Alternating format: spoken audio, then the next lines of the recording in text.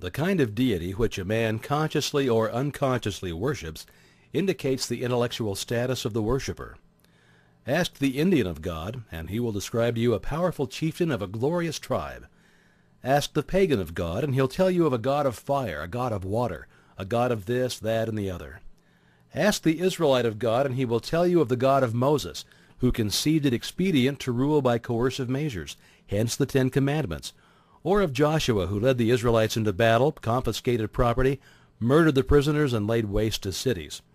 The so-called heathen made graven images of their gods, whom they were accustomed to worship, but among the most intelligent at least these images were but the visible fulcrums with which they were enabled to mentally concentrate on the qualities which they desired to externalize in their lives.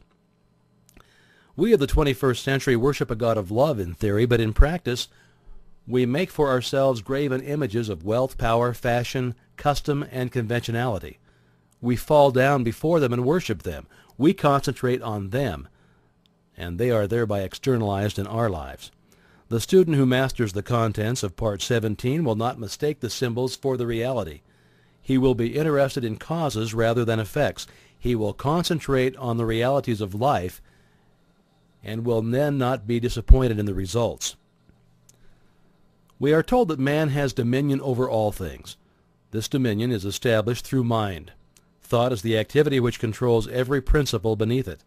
The highest principle, by reason of its superior essence and qualities, necessarily determines the circumstances, aspects, and relation of everything with which it comes in contact. The vibrations of mental forces are the finest and consequently the most powerful in existence. To those who perceive the nature and transcendency of mental force, all physical power sinks into insignificance. We're accustomed to look upon the universe with a lens of 5 senses, and from these experiences our anthropomorphic conceptions originate. But true conceptions are only secured by spiritual insight. This insight requires a quickening of the vibrations of the mind, and is only secured when the mind is continuously concentrated in a given direction. Continuous concentration means an even, unbroken flow of thought, and is the result of patient, persistent, persevering, and well-regulated systems. Great discoveries are the result of long-continued investigation. The science of mathematics requires years of concentrated effort to master it, and the greatest science, that of the mind, is revealed only through concentrated effort. Concentration is much misunderstood. There seems to be an idea of effort or activity associated with it, when just the contrary is necessary. The greatness of an actor lies in the fact that he forgets himself in the portrayal of his character, becoming so identified with it that the audience is swayed by the realism of the performance.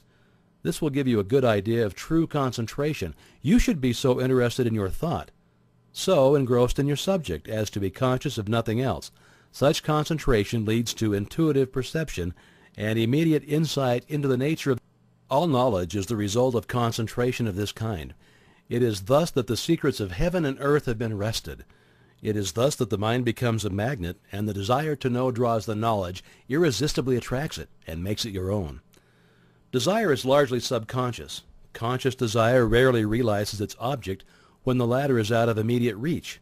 Subconscious desire arouses the latent faculties of the mind, and difficult problems seem to solve themselves.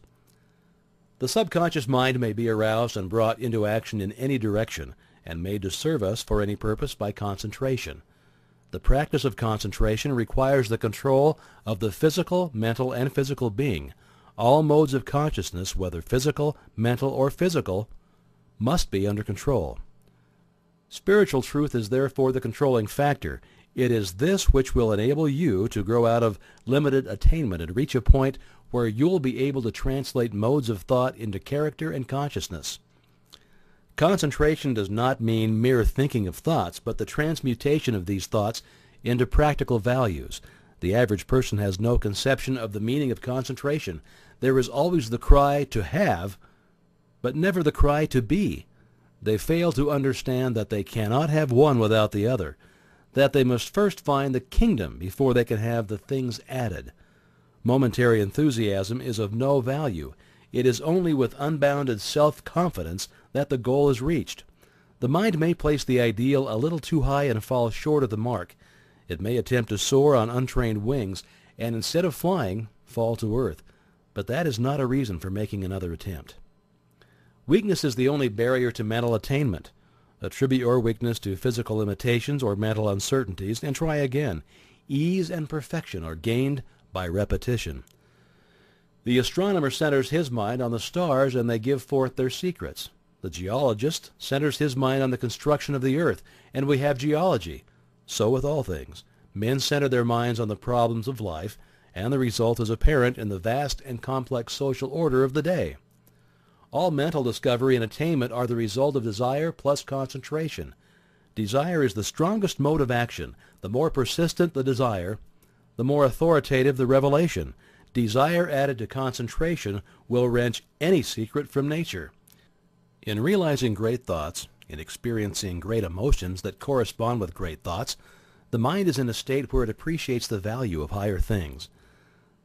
The intensity of one moment's earnest concentration and the intense longing to become and to attain may take you further than years of slow, normal, and forced effort. It will unfasten the prison bars of unbelief, weakness, impotence, and self-belittlement, and you will come into a realization of the joy of overcoming. The spirit of initiative and originality is developed through persistence and continuity of mental effort.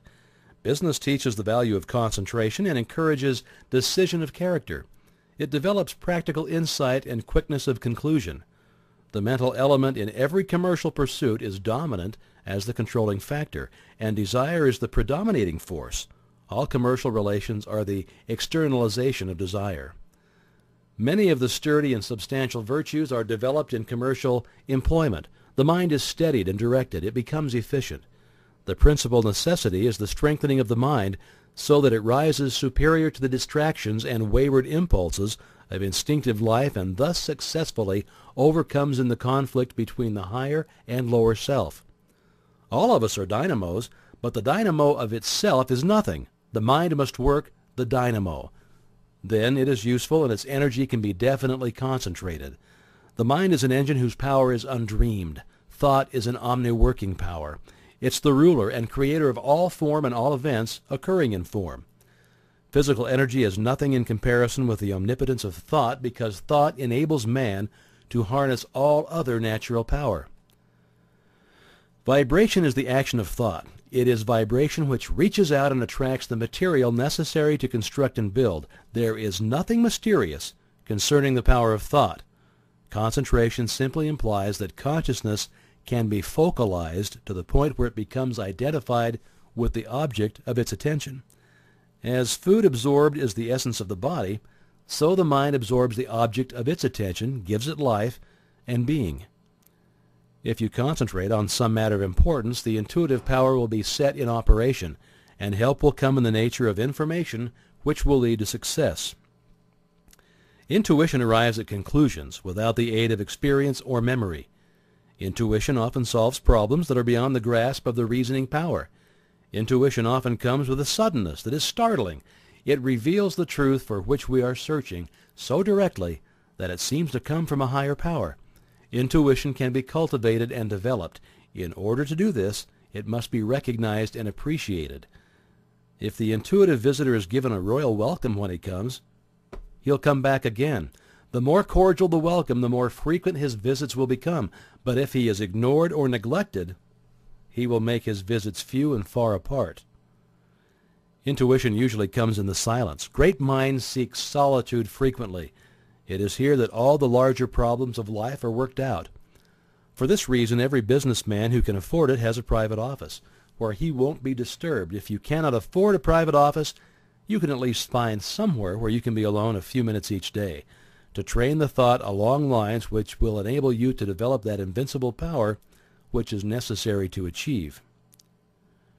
Remember that fundamentally the subconscious is omnipotent. There is no limit to the things that can be done when it is given the power to act. Your degree of success is determined by the nature of your desire. If the nature of your desire is in harmony with natural law or the universal mind, it will gradually emancipate the mind and give you invincible courage. Every obstacle conquered, every victory gained will give you more faith in your power, and you'll have greater ability to win. Your strength is determined by your mental attitude. If this attitude is one of success, and is permanently held with an unswerving purpose, you will attract to you from the invisible domain the things that you silently demand. By keeping the thought in mind, it will gradually take tangible form. A definite purpose sets causes in motion which go out in the invisible world and find the material necessary to serve your purpose. You may be pursuing the symbols of power instead of power itself. You may be pursuing fame instead of honor, riches instead of wealth, position instead of servitude. In either event, you will find that they turn to ashes just as you overtake them. Premature wealth or position cannot be retained because it has not been earned. We get only what we give, and those who try to get without giving always find that the law of compensation is relentlessly bringing about an exact equilibrium. The race has usually been for money and other mere symbols of power, but with an understanding of the true source of power, we can afford to ignore the symbols.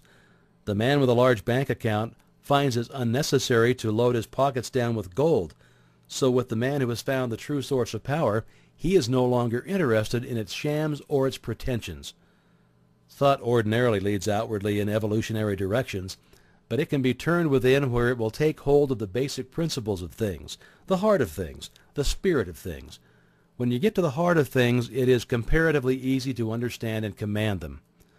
Now this is because the spirit of a thing is the thing itself, the vital part of it, the real substance. The form is simply the outward manifestation of the spiritual activity within. For your exercise this week, concentrate as nearly as possible in accordance with the method outlined in this lesson. Let there be no conscious effort or activity associated with your purpose. Relax completely. Avoid any thought of anxiety as to results. Remember that power comes through repose. Let the thought dwell upon your object until it is completely identified with it, until you are conscious of nothing else. If you wish to eliminate fear, concentrate on courage. If you wish to eliminate disease, concentrate on health. If you wish to eliminate lack, concentrate on abundance. Always concentrate on the ideal as an already existing fact. This is the germ cell, the life principle which goes forth and sets in motion those causes which guide, direct, and bring about the necessary relation which eventually manifests itself in form. It's like Emerson said, thought is the property of those only who can entertain it.